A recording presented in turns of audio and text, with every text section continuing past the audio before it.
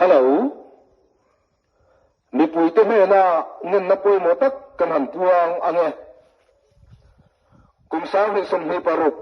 ni kir tha alo har chua me chuan kan khodai ver musin duk le mo em thin kha alo chere win mu tur aung talo kan bu dum so sam du da na tang te le nung cha ta thom re wa fiat tur avan to sia atong te hian mi pui te hian har chua kan mo tak set zet to ani man lai nuna kan pasal tha saka theiten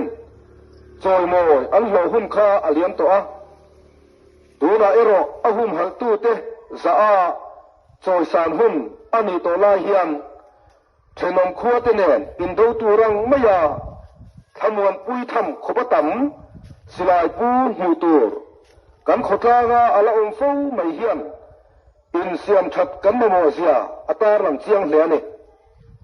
kan chom kan sai ni mia lo sa eituma patam tak man hel te hian nun cha te hu zia le an tel lawa khovel afam kim lo zia te he shedu to ila kan sirai te he itungam ve to te angu den ramno kan ti chereu na sat lutuk to awanga tur seun khopa khomum kan machun na chan te he kan ngai tua ngaem kan environment siam chatur hian en tiang tam nge contribution inei ve to in chut ngaem kha tilaya thinsar moi deuh mai sawa te pun ara antlam lui kha ka phun ani ve kha emo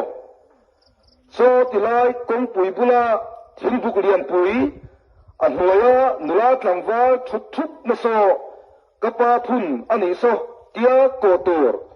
pakhatal kan nayan hoina inchung hoi sinduk te hi amo viau rualin kholum ti siam tur chuan atok so lova kholum zel tur tolet na kan ti thei chu atam thayang tera thingphun hi ani mai tuma trong kam lar tak kan pulami te kan sultan bersu avalum ve ti hi ani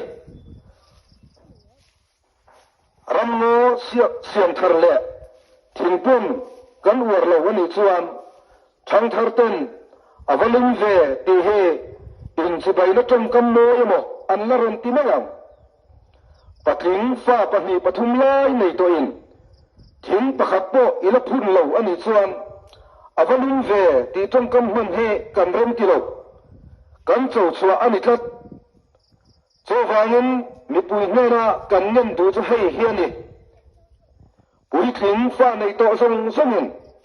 ma ni fa nei sa thiu thing phun to nula le tlang fa song song ten kan ngai zong nei to sa ta thing phun tum bokila